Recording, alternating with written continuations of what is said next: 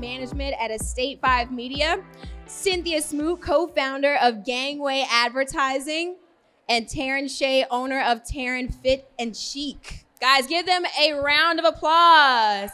Let's bring this energy up in here. I know you have some wine. Yes, come on, guys. Midday on a Sunday. This is how to spend. Exactly. Who is that? Sunday fun day for real. Exactly. All right, so let's start with this. Success depends on building influence within your audience. How do you build up that audience? Well, I'm a little different because, and like Cynthia is, I have my own audience when it comes to CultureHype, my PR and marketing firm, and my personal brand. But then I have what my friend Lisa and I call a personal brand, so they mix together. But I think really the hardest part is about consistently posting and really keeping up with it because, you know, you get busy every day. So I have to remind myself. And how do you kind of create an audience for your business?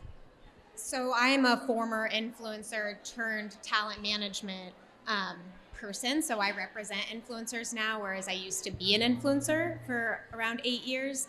And the advice that I give my clients is to focus on your community, the people that you're talking to, and then also build really good partnerships that are authentic and well aligned with the brands that you're working with. How do you build that trust with your audience?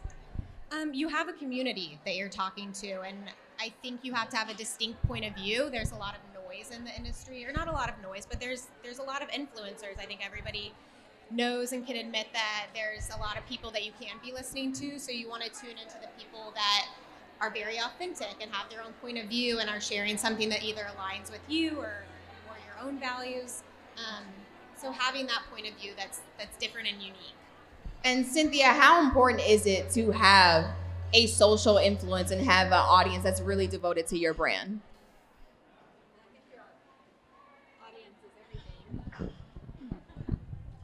Mine doesn't like me. Obviously, your audience is everything. I mean, you can't call yourself an influencer without an audience to influence. So I think it's critical to your brand to continue to develop that audience and not only be really mindful of those who are following you, but then constantly be thinking about how can I grow my brand and attract new followers to what I'm trying to say and sell. And Taryn, your story is really unique because your platform is all about body positivity and fashion and beauty and things of that nature. How do you connect with your audience? So yeah, my message is I help women become the best versions of themselves from the inside out. So how I'm able to encourage and inspire women to have a positive self-image and to be physically active is my message, which embodies both of those aspects. And that's really being the best version of yourself. So loving yourself first, knowing your self-worth, knowing your values, knowing that you're perfectly imperfect, and really loving who you are and your flaws and embracing that. And once you can truly love yourself first, that is when you can achieve a physical transformation. And that's my message. And that's how I embody both of them. And I'll tell you from experience, and I share this on my platform, that I used to be very overweight. I grew up overweight. I used to be 60 pounds overweight, and I became a fitness competitor. I had a physical transformation. But the thing is, I was still empty on the inside, and I wasn't as confident as you think that I would be. And it was because I needed to focus on self-love. So now my brand is all about empowering women, like I said, from the inside out, that you can't have a physical transformation without the self-love and vice versa. So for anyone out there that wants to embark upon a physical transformation, don't lose sight of the inner work. You have to have both. And then just to kind of tie into the panel of connecting with your audience, my biggest tip, and this is just me personally from experience, but you have to be authentic. like that's just the biggest. They probably have fabulous tips and tricks and more technical, but for me, the only thing that I care about doing is being authentic and real and not hiding my flaws, and not even I don't even do the face tuning anymore and the filters, and I just want people to see the real me. And so that would be my biggest tip from the influence point of view. And that was the next thing I wanted to get into, because I feel like with social media, authenticity is like a buzzword, right? Everybody talks about being authentic, and sometimes it's hard for people to be authentic. But Amber, how important is authenticity when it comes to building a brand and building an influence? I mean, I think authenticity can go two different ways.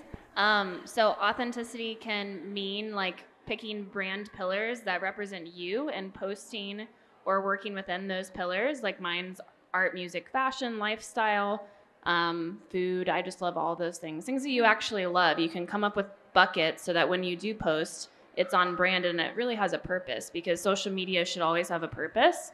And then authenticity can also be kind of represent being more vulnerable. But I think it's all about like how vulnerable you want to be and really like what fits you.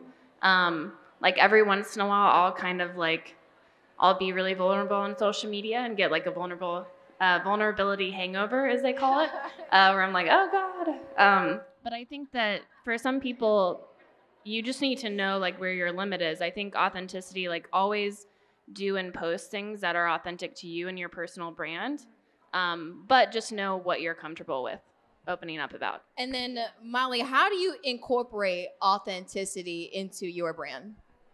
So I totally agree with Amber that it's what you're talking about and how you're talking. These hate us. Oh, you put it closer. Here I am. Here I am. I agree with Amber that it's. Am I working again? Yeah. No? Okay.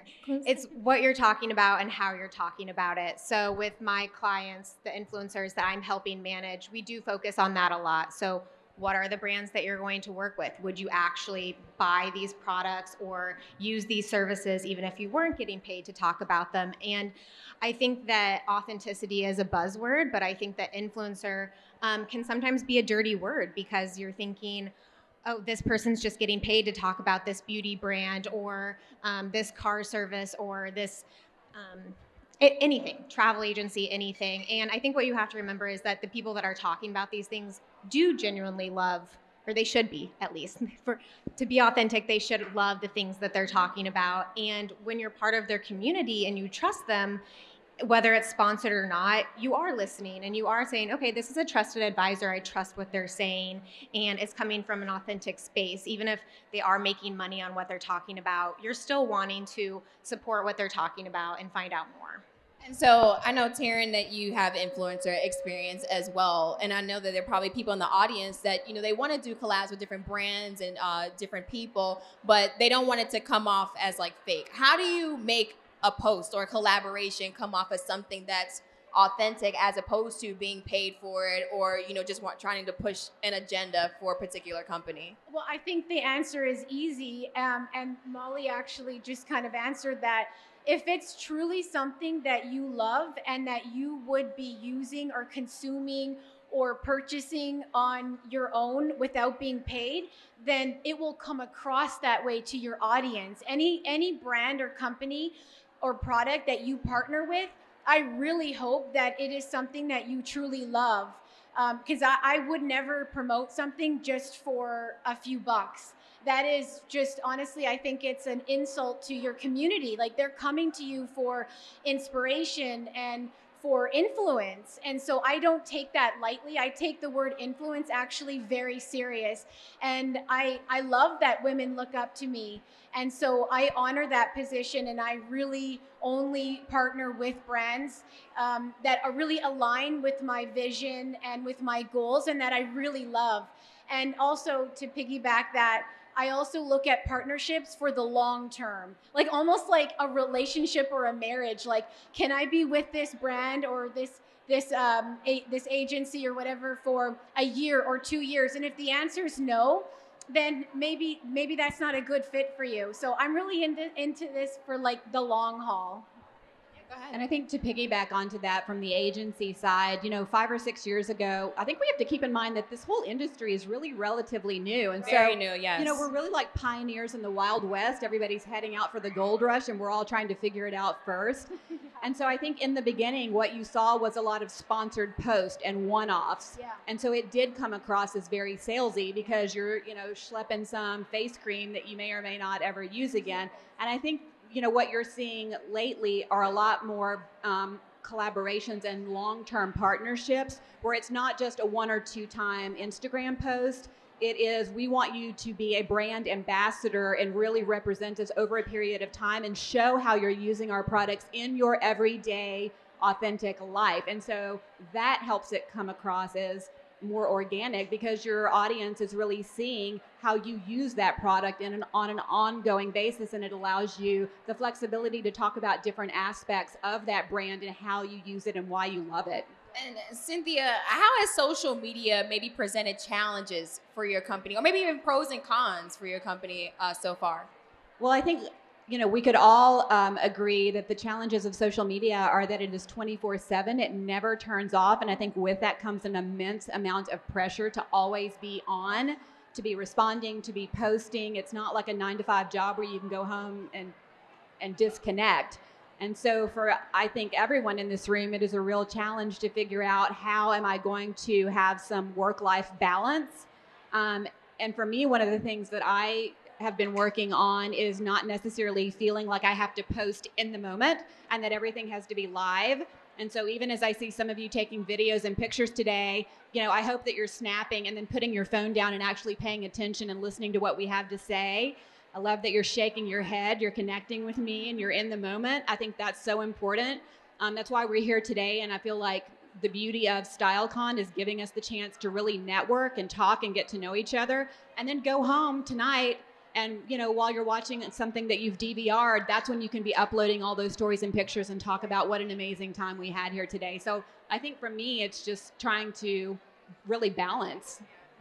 I use the hashtag late post a lot. I don't really post in the moment that often. Recently. Yeah, I do a lot of hashtag late posts on my Insta stories and on my feed. Go ahead, Taryn. Let me interject with that too, because I, as well, used to put so much pressure on myself to be constantly on, 24/7 updating all the different social media platforms. And inevitably, I felt finally like burnt out where I didn't want anything to do with social media. And you don't want to be there either. You've got to find your middle ground. And how I achieve that, this is sort of something that I admittedly learned from Gary Vee. Whether you like him or not, there's some Gary Vee tips that are good, okay? As vulgar as he can be. But it's about creating as opposed, or sorry, it's about documenting as opposed to creating.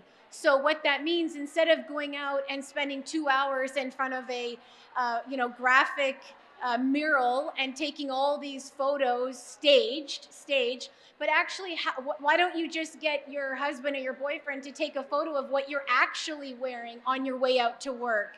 So it's you're documenting as opposed to taking time out to constantly create. So that, now I've really been able to merge like my lifestyle with social media. And I'll tell you, with that, I've been able to connect a lot more with my audience because they're seeing that it's just more real Taryn. And I've gotten a lot of comments like, Taryn, I love seeing you more, not so staged anymore. Because everything used to be so staged, and now it's like actually me just, like a picture and my son. You don't do the wait, where's my earring? Oh my God. Where's my earring? No, listen. Wait, the fake laugh. You do the fake laugh, yes. No, the fake laugh. You know what? My audience got so over that. They were like, Taryn, I'm over it. And it's funny you said the earring. This was mine. This was my go-to. You ready? It's called, I made this up on my own. It's called, Where's the Bus? When's the bus coming? When's the bus coming? Look at my feed. If you go down, there's 30 of them. It's the bus. I love it. Whatever It reason, looks it natural. was like the greatest OOTD. Everybody's got their go-to pose. I know it was. I know, and I'm embarrassed. I didn't think it would be as embarrassing, but yeah, no. So now it's just being a lot more real, and then that way you can connect with your audience. So no more "Where's my earrings?" and no more "Where's the bus coming?" Let's just be more real. And I think that just goes back to authenticity. It's like Yeah. when you present such a perfect front, not only is it so much pressure on yourself, but Yeah. it's a lot of pressure you're putting on your audience that's what they have to live up to. And I just think we're at a point in time where like we're tired. Like I don't have the time to be perfect. And I feel like the more honest and real I am and willing to sort of poke fun at the fact that my life isn't perfect, that's what makes me more relatable to the women who are following me, because your lives aren't perfect either. Go ahead, Amber. I know you want to. When it comes to, because I work in marketing and PR as well, I think what's changing is that marketing and PR isn't just marketing and PR anymore and getting editorial features. Influencers are the new advertising. I hire influencers all the time, constantly. I have for years. And I think that on the agency side, the challenge and I think what our obligation is to do our research and really pick people who are like posting authentic content. And if like I just hired someone for a mental health awareness month post, and I chose someone who is very honest about like her breaking down in her closet because her clothes don't fit, and she's all about body positivity. And I think it's all about doing your research too on the agency side, because marketing and PR is moving into content creation and influencers. I think the other thing that's interesting about influencer marketing is the evolution of tech. And every day there's something new and different. And when companies are looking to work with influencers, they're really looking at KPIs. What are those key performance indicators? So they're hiring an influencer for several different reasons. It's awareness and alignment. Like, do they go along with the campaign I'm doing? But now that tech has evolved, they're able to see swipe ups and conversions. And that's a huge thing that they're looking for also. They're putting money into you. They want to see an ROI. So with the constant evolution of things, Instagram is changing every day. It could go away tomorrow. But you really have to be up on the industry and how things are changing, and being willing to evolve and know that you might not be the perfect fit for every type of campaign depending on the KPIs you are going to bring a partner. I was going to say, if you don't have brand partnerships yet, because I feel like if you're just starting out, this could be hard to relate to. I think authentic, like creating that authentic content and starting to tag the brands that you actually use, because then they'll start to pay attention and people will see what you like and what kinds of things they could hire you for. Molly, you have a really unique situation. You went from being an influencer to working on the marketing and advertising side. What's the biggest difference, or maybe what did you learn from that transition? Right. So I'm on the talent management side, which incorporates kind of marketing and advertising, in that I manage influencers, but then I also connect with brands and companies who are hiring influencers.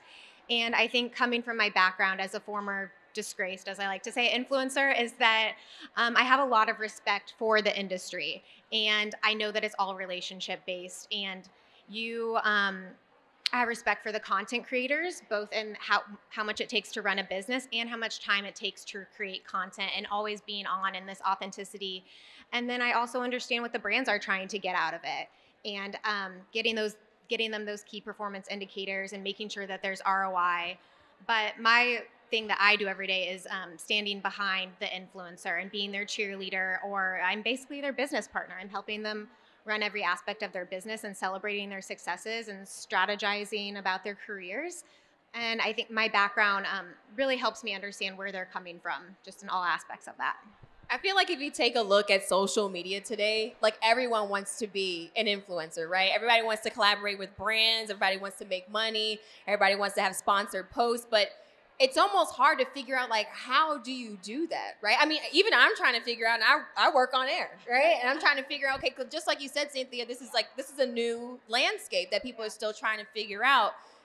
How do you become an influencer? I'll start with you, Taryn. Like, how do you build up that audience to really kind of grow over time? Oh, consistency. Consistency, hands down. You've got to be consistently delivering the same message to your audience. How can you build up an audience when you're only showing up for them once a week, then once every month, and then every day, and then once a month. You've got to find your rhythm and be consistent. And I mean, of course, then that way it will grow. And then, of course, like what we were just talking about, be authentic. That's my 2 tips: consistent and authentic. You've got to be just yourself, and then that your audience will grow, and then you'll start getting the attention of brands depending on your message. And which, by the way, your message, really, what is your message? That's like, if you want to be an influencer, that's great. Like, why not? We should all have a voice and be an influencer. But what is your message? What is your voice? So you've got to find that first and be crystal clear on what it is that you're trying to convey. What is your values? What is your message? And I was very unsure of that for myself. I was kind of all over the place, but now I know exactly what my message is. It's about empowering women, having women feel great from the inside out. And then the brands that align with my vision, that's who I partner with. So I'm not going to be partnering with something that just is completely off my message. Why would I do that? That doesn't serve my audience. So know what your message is and show up consistently. Go ahead, Cynthia. I think to Amber's point, if you're newer and starting out in the industry, it is a great idea to just, going back to being authentic, do what you normally do and tag the brands that you're authentically using to get their attention. The other thing is, don't be afraid to reach out and say, I'm a blogger in Dallas, Texas, and here's my audience, and I'd love to work with you. If you have any campaigns, who handles your influencer outreach? And ask. You don't get what you don't ask for a lot of times. And so don't wait for them to discover you. Go out and knock on their door and introduce yourself. Oh, I just fell in love with you when you said that. Listen, that is the greatest tip. Don't expect anyone to come and just hand you something. It's a great way to start. Tagging the brands is great. Get them on your radar. But honestly, if you really want something, if you really want to work with a company, take her advice and start knocking on the door and asking. I do that all the time. If you're not getting multiple no's a day, maybe a week, but especially a day, then you're not working hard enough. And that's for anything in your life. You've got to ask for it, ladies. Well, and I also think it's a great idea to maybe start locally. We're very blessed to live in a city with so many amazing designers, manufacturers, businesses, restaurants, whenever it is. So, I mean, you've got an opportunity to meet people here today that are doing these types of campaigns, to start forming relationships. So don't go, for Neiman Marcus and, Nordstrom and Adidas and Nike. Like, don't go for like the top. Yeah. That's what I wanted to get into. It's just like, do you start with like the local brands, or you go straight to Neiman Marcus here? Well, there are macro influencers and micro influencers, so don't get overwhelmed with someone having to have 100,000 followers. Some of those people have been on Instagram forever. So that also attributed to it, and constant posting. But people are looking more at micro influencers now, which are small influencers. I get hired for stuff on my account, and I only have 2,000. People like that because it's a very solid, solidified niche audience. And I think don't be afraid of, if you are a micro influencer, really owning that and owning what your brand pillars are in that space. And I think some of the most successful influencers are the ones that didn't set out to be an influencer. Yeah. It's been an evolution. Don't quit your day job. Have passions for other things. And then if you're naturally developing an audience and if you have a great message, perfect. But I don't see a lot of success in people that graduate college and are like, I'm going to do this influencer thing. I want to work with partners and I want to make money. Well, don't we all? It is very difficult. It is a marathon. I was working corporate jobs for 6 years before I was able to quit and do my blog full time for 4 years. So don't just go out and do it. But to everyone's point, there's space for you in the industry. I think that as long as you have a point of view and you're passionate and you're being yourself, that good things will come to you. The cream rises to the top. Well, they also say, I don't think you should judge failure or success by if you are a full-time influencer or not. I mean, by the time blogging was even a thing, I already had a career, a mortgage, a family. It was never an option for me to just quit my career and be a blogger. I was too far into my life at that point. But I've always said, how blessed am I that I have a hobby that pays me, most people pay to play tennis. They pay to go deer hunting. They pay to do whatever it is they love to do. People pay me to do what I love to do, which is blogging, taking photos, creative writing, meeting people, going to events, hosting things like this. So what a blessing. My husband thinks it's fantastic that we get to go on free trips and go to cool parties. And, he's like, wait, they're paying you to do that? He thinks it's so crazy. But so, there's nothing wrong with having a career and then having this be your side hustle. And maybe at some point, to Molly's point, those scales will tip and you'll be able to make that jump if you decide that's right for you. It all goes back to, again, you're doing this because it's something that you love to do and you're authentically passionate about it. Maybe it's not your intention to make it your career, but isn't it awesome if somebody actually paid you to do what you love to do, whether it's your full-time gig or just something on the side? Absolutely. Just real quick before you wrap, I feel like a lot of people can get a lot out of this. What is one mistake that influencers make that you wish they wouldn't when you work with them? Well, on the end of me hiring them a lot, I would say entitlement. I always think that humble hustling is the way to go. I think knowing where you're at, obviously ask for what you're worth, but sometimes you have to do stuff for free. It's just like the PR industry. I did a lot of pro bono campaigns when I was starting out, and over time I increased my rates because I could prove my concept. So I think really being honest with yourself and being, asking for something that is realistic, and maybe doing some free things first and really aligning your brand well. But I think being easy to work with goes a really, really long way. Anyone who's easy to work with does stuff on time. I don't have to remind them. They turn in their analytics. I'm all about that. Molly? I couldn't agree more. I think that that's just being a good partner, being friendly and happy and easy to work with and professional, and knowing that you're providing a service at the end of the day that somebody is paying you for. So knowing that, and then I think knowing your worth too, you have to know what you should be charging. And I do think it's okay to walk away from partnerships if you don't feel like the juice is worth the squeeze. That said, doing things for free or gratis is always a great way to establish relationships, and that's something I'm constantly encouraging my talent to do. I'm like, if you love them, do something with them. I'm never going to stand in your way, and sometimes you will take partnerships that are less money than your standard rate, and that's okay too. Money is money. It's all going to go somewhere to help pay the bills. Cynthia? I think to Amber's point, just being professional, realize that if somebody is paying you, there's an expectation on the other end and you need to deliver, especially if it's something if a partnership you want to continue in the future.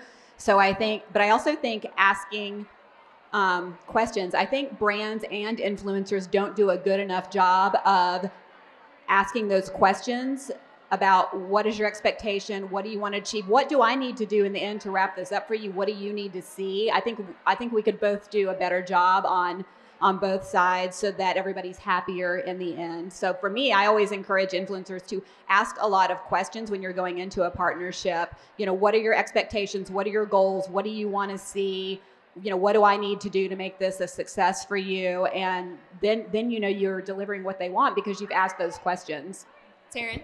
So it's really interesting actually, because you three are on the other end of being an influencer, hiring them. You and I both, right. And then, so I'm on the opposite side. So my answer is the biggest mistake that I'll speak for myself is comparing myself to other influencers. They have way more followers. So why would a brand be interested in me when they can just go to Jill with 10,000, but don't do that, because you're authentic and you have your own, you have special talents to offer that brand. So don't start comparing yourself to other people. That's the biggest mistake influencers do. And then you had a great point. You've got to be willing to work for free. You've got to be willing to start from the bottom.